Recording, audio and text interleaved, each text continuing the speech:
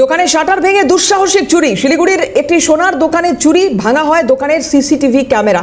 আতঙ্ক ছড়িয়েছে ব্যবসায়ীদের মধ্যে। দোকানে থাকা সোনা ও রূপোর গয়না চুরি।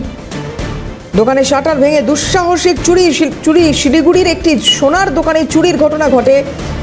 ভাঙা হয় দোকানের সিসিটিভি ক্যামেরা। সোনার দোকানের মালিক কি বলছেন শুনবো।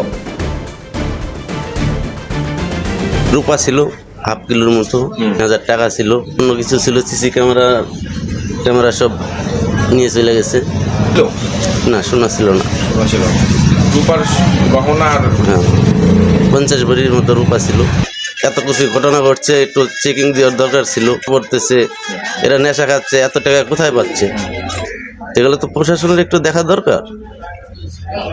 ওই যে তারাই চুরি করেছে মনে হয়। অনুমান তো এখন তো বোঝা যাচ্ছে তারাই হবে।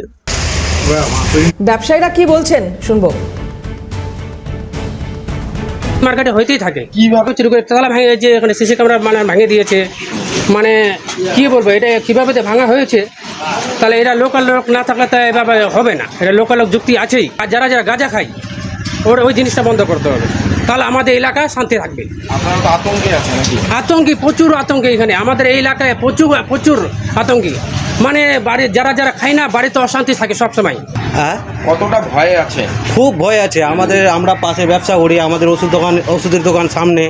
এরকম করে তো আমরা মালপত্রও রাখতে পারবো না। খুব মুশকিল, ভয়াবহ মুশকিল এটা। এরকম দুর্ঘটনা যদি ঘটায় তাহলে আমাদের ছোটোখাটো ব্যবসাম্যান আমাদের তো খুব অসুবিধা হয়ে যাবে। খুব ভয় এটা। তো কি চাচ্ছেন এখন? আমরা চাচ্ছি কি এটা দেখুক, ছানবিন করুক, একটু কে করতেছে এগুলো ছানবিন করাটা ভালো হবে। এখন দেখা যাক কী করে। এখন পুলিশ প্রশাসন